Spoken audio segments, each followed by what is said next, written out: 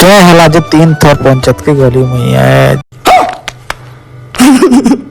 So guys welcome to my new another mini blog. तो आमे आसी छुटा पंचायत के चौल आनी बीपीएल वाले यार चौल आनवा के पड़सी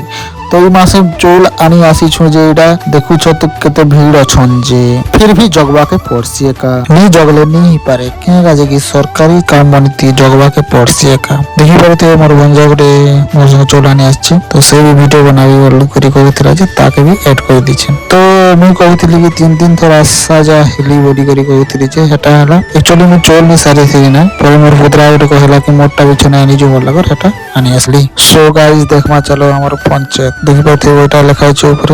रंती चोल नुछन साइकिल थी बाइक तो ई भीतरे जी को देखो छै ई भीतरे का चोल दिया हो छै के बाइक तो चोल ले के साइकिल थी चोल ले के ऑटो भाड़ा करी करी के लोग चोल नुछन देखि परथे पूरा माने पड़ी छै और ऊपर के हमर पंचायत रो गले ई प्रकार देखा जाय से देखला लोग देखि तो खास करी ई वीडियो से पिला माने देखो जेन पिला माने बोरन पंचायत रही थेबे आ बछर बछर बाहर रही जाउथिबे से पिला माने मिस करूथिबे वीडियो को देखले भीड़ का जे होछन बोले 3 मास और चोल दू छै बोली करी टिके भीड़ थिला बोले सकाले ज्यादा भीड़ थिला इटा तो